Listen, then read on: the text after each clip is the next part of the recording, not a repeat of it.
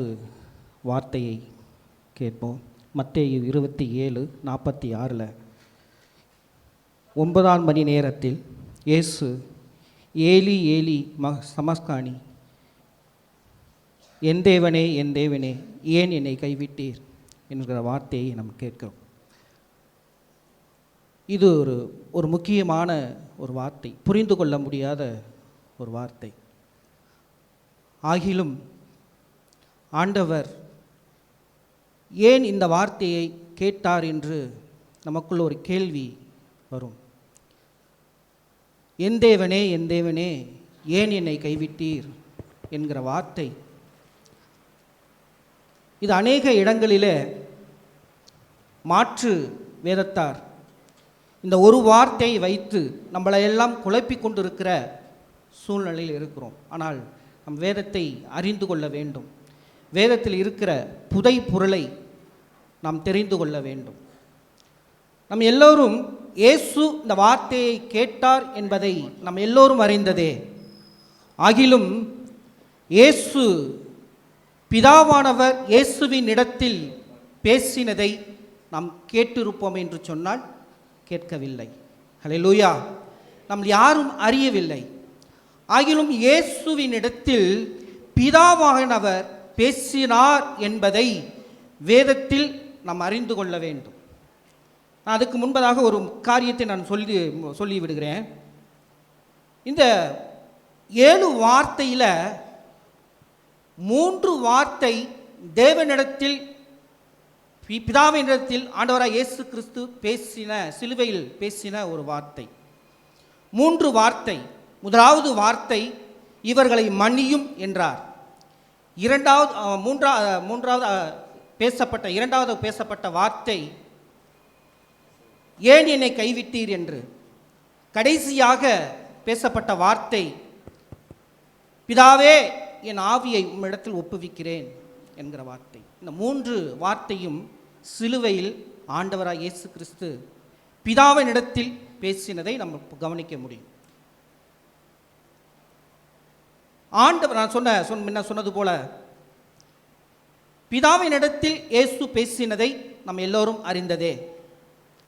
ஆகிலும் இயேசுவின் இடத்தில் பிதா பேசினதை நாம் அறிந்தோமா? அறிந்திருக்கிறோமா? எடுத்து வாசிங்க. சங்கீதம் 22:1 எடுத்து வாசிப்போம். என் தேவனே என் தேவனே ஏன் என்னை கைவிட்டீர்? எனக்கு உதவி செய்யாமலும் நான் கதறி சொல்லும் வார்த்தைகளை கேளாமலும் ஏன் தூரமாயிருக்கிறீர்? என் தேவனே நான் பகலிலே கூப்பிடுகிறேன், உத்தரவு கொடீர். இரவிலே கூப்பிடுகிறேன், எனக்கு அமைதல் இல்லை. பாருங்க, இந்த வசனத்தை சங்கீதக்கார தாவீது எழுதுகிறார். இயேசு கிறிஸ்துவை குறித்து முன்பதாகவே தீர்க்க தரிசனம் அங்கே உரைக்கப்பட்டது. தாவீதின் வம்ச வரலாறிலே இயேசு கிறிஸ்து பிறப்பார் என்பதை, அவர் இப்படியாக சிலுவையில் புலம்புவார் என்பதை சங்கீதக்கார தாவீது முன்குறித்தே தீர்க்க தரிசனமாக எழுதப்பட்டது. அப்போ உன்னை குறித்ததான தீர்க்க தரிசனம் முன்பதாக எழுதப்பட்டது என்பதை இயேசுவின் இடத்தில் ஆண்டவராகிய பிதாவான நம்மளுடைய இரட்சக பிதாவாகிய தேவன் அவரிடத்தில் பேசினதை இயேசு கேட்டார். ஆகினால்தான் கடைசி நிமிடத்தில் பிதாவே என் ஆவியை உம்மிடத்தில் ஒப்புவிக்கிறேன் என்று சொன்னார். தன்னை அர்ப்பணித்தார். இயேசுவின் வார்த்தையை, பிதாவினுடைய வார்த்தையை இயேசு கேட்டார். இன்றைக்கு கிறிஸ்துவனுடைய வாழ்க்கையில் இந்த வார்த்தை ஒரு மைய பகுதியாக இருக்கிறது. இந்த 7 வார்த்தையில் இந்த ஒரு வார்த்தை மைய பகுதி. இதுக்கு முன்பதாக 3 வார்த்தை, இதற்கு பின்பதாக 3 வார்த்தை. இது ஒரு மைய பகுதி. கிறிஸ்துவனுடைய வாழ்க்கையில் ஒரு மைய பகுதியிலே வாழ்ந்து கொண்டிருக்கிற நீங்களும் நானும் பிதாவின் சத்தத்தை என்றைக்கு கேட்டிருக்கிறோம்? சற்று நம்ம சிந்தித்து பார்க்கக்கூடிய ஒரு கட்டம் அது. கிறிஸ்துவின் வாழ்க்கையில் ஒரு மைய பகுதியில் நம்மளை சிந்தித்து பார்க்கக்கூடிய ஒரு கட்டாயத்தில் இருக்கிறோம்.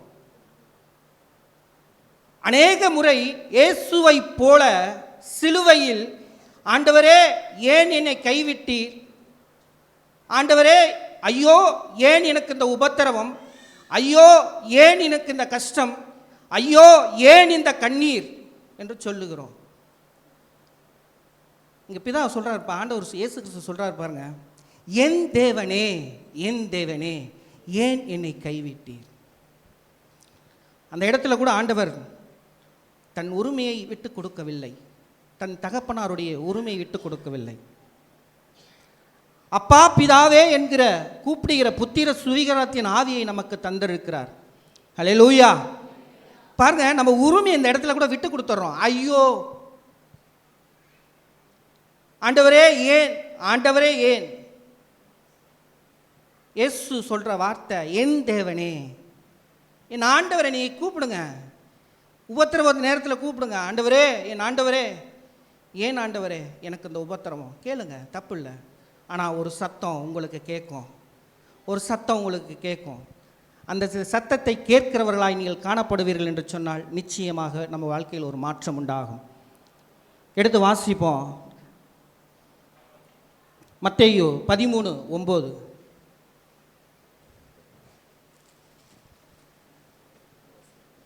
கேட்கிறதற்கு காது உள்ளவன் கேட்க கடவன். கேட்கிறதுக்கு காது உள்ளவன் கேட்க கடவன். அதுக்கு அடுத்த வசனத்தை வாசிங்க, 10 வாசிங்க.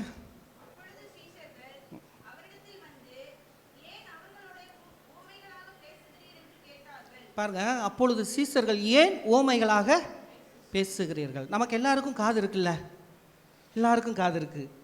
இப்போ ஏன் நான் இங்கே ஒரு சீட் எழுதி கொடுத்து எல்லாம் மைக்கில் வாசிக்க சொன்னேன் தெரியுங்களா?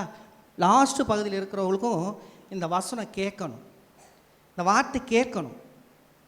கேட்கிறதற்கு காது உள்ளவன் கேட்க கடவன். நமக்குள்ளே இருக்கிறது மாம்ச காதுங்க. 11 வாசிங்க.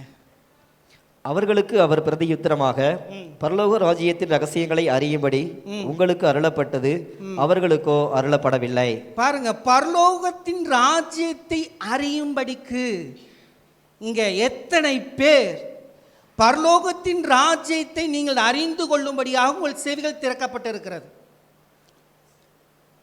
பரலோகத்தின் ரகசியத்தை அறிந்து கொள்வதற்கான ரகசியம் உங்களுக்கு அறியப்பட்டிருக்கிறீர்கள்.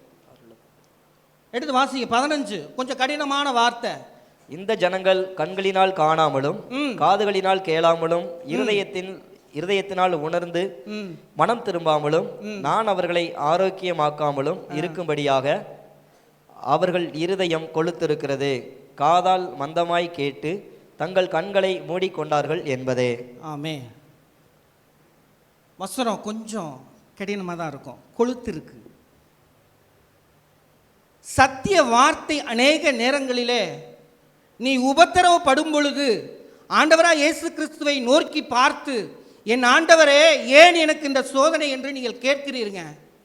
ஆனால் கர்த்தர் ஒரு சத்தம், கர்த்தருடைய வார்த்தை உங்கள் காதில் கேட்டிருந்தோம், கேளாதவர்கள் போல இருக்கிறீர்கள், கண்டும் காணாதவர்கள் போல் இருக்கிறீர்கள். எனக்கு நினைவூட்டும்படியாக ஒரு சாட்சியை கூட நான் சொல்ல விரும்புகிறேன். இந்த ஸ்தானத்தில் கொண்டு வந்து என்னை கர்த்தர் நிறுத்துவதற்கு முன்பதாக, சில வருடங்களுக்கு முன்பதாக என் வீட்டில் ரொம்ப கஷ்ட சூழ்நிலை, எனக்கு வேலை செய்வதற்கான சரீரத்தின் பலவீனம். நான் கட்டிட தொழில் செய்கிறேன் என்பது, கட்டிட ஒரு தொழிலாளர் என்பது நீங்கள் யாவரும் அறிந்தவர்களே. நான் வேலை செய்யும் பொழுது என் கை வேலை செய்ய முடியாத அளவுக்கு வலி ஏற்பட்டு சுத்தமாக கரண்டியே பிடிக்க முடியல, அவ்வளோ கஷ்டம்.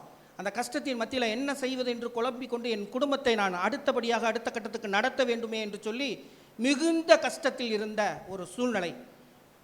அன்றைக்கு என் தாய், என் தகப்பனார், என் மனைவி ஏதோ ஒரு வகையில் குடும்பத்தை சமாளிக்கலாம் அப்படின்னு சொல்லி ஒரு சின்ன நம்ம மத்தியில் வில்லியம் பிரதர் இருக்கார், அவர் இடத்துல ஒரு ஆலோசனை கேட்டேன். அவர் எனக்கு ஒரு தொழிலை சொன்னார், இந்த திருவிழாவை கூட்டத்தில் போய் நம்ம இப்படி ஒரு வியாபாரம் பண்ணோம்னா சம்பாதிக்கலாம் அப்படின்னு சொல்லி. அப்போது கிட்டத்தட்ட ஒரு 3000 ரூபாய்க்கு ஜாமான் எல்லாம் வாங்கி, சுண்டல் வேக வச்சு சுண்டல் எடுத்துக்கொண்டு, வாட்டர் பாக்கெட்டு, முறுக்கு இதெல்லாம் வாங்கி கொண்டு என் குடும்பத்தை ரன் பண்ணணும், வேறு வழி இல்லை, பொருளாதாரம் இல்லை. அந்த ஜாமானை வாங்குவதற்கும் கடன் வாங்கி தான் அந்த காரியத்தை நான் செயல்படுத்துகிறேன். அப்போது அந்த கூட்டத்தின் மத்தியில் போய், திரளான கூட்டம், ஒரு ஜல்லிக்கட்டு திருவிழா, ஒரு திரளான கூட்டம், அந்த கூட்டத்தின் மத்தியில் சுண்டல் சட்டியை தோளில் வச்சுக்கொண்டு நான் போய் நின்று கொண்டு இருக்கிறேன். ஒரு துளி வியாபாரம் இல்லை, கொஞ்சம் ஒன்று கூட விற்கவே இல்லை. எனக்குள்ள ஒரு பயம் ஏற்பட்டது. ஒன்றுமே விற்கலையே, நான் இதை திரும்பி வீட்டுக்கு கொண்டு போய் கீழே கொட்டுவேன்னு சொன்னால் எனக்கு நஷ்டம். இந்த கடனை அடைக்கிறதுக்கு நான் என்ன செய்ய போகிறேன்னு தெரியலையேன்னு சொல்லி, ஆண்டவரே என்று சொல்லி நான் வானத்தை நோக்கி பார்த்து மிகுந்த சத்தமாய் கூப்பிட்டது போல என் இருதயத்தின் வாஞ்சையாய் கூப்பிட்டேன். அன்றைக்கு ஆண்டவர் என்னோடு கூட ஒரு வார்த்தை பேசினார். மகனே, நீ நிற்க வேண்டிய இடம் இது இல்லைடா, நீ நிற்க வேண்டிய கூட்டம் இது இல்லைடா, உன்னை நான் வைக்க போகிற ஸ்தானம் வேறடா, அந்த ஸ்தானத்தில் உன்னை நான் நிறுத்துவேன்னார்.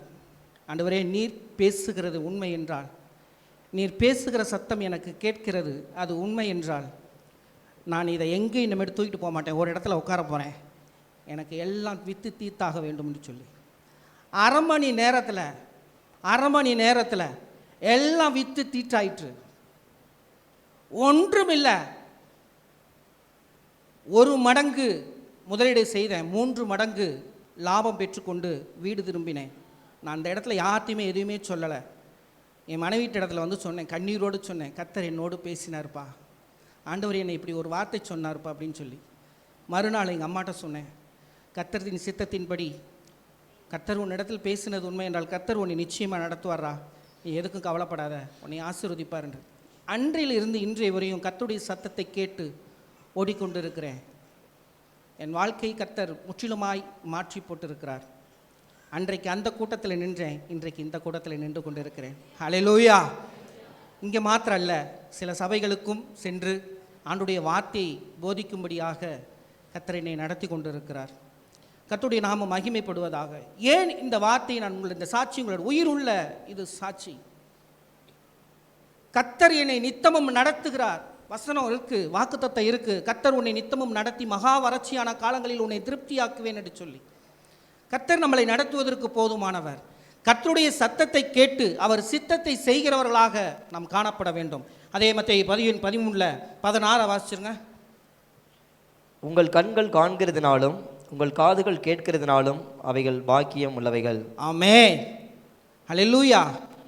உங்கள் கண்கள் காணுகிறதாகவும் உங்கள் செவிகள் தேவனுடைய வார்த்தையை கேட்கிறதாலும் நீங்கள் பாக்கியம் உள்ளவர்கள். எத்தனை பேர் ஆமென் சொல்றீங்க? நீங்கள் பாக்கியம் உள்ளவர்கள் என்பதை உங்கள் கண்களும் உங்கள் செவிகளும் கர்த்தர் திறக்கப்படுவாராக. கர்த்தருடைய வார்த்தைக்கு நாம் கீழ்ப்படிவோம், அவர் சத்தத்தை கேட்போம், நம் பாக்கியம் உள்ளவராக கர்த்தர் நம்மளை வாழ வைப்பார். ஆமென்.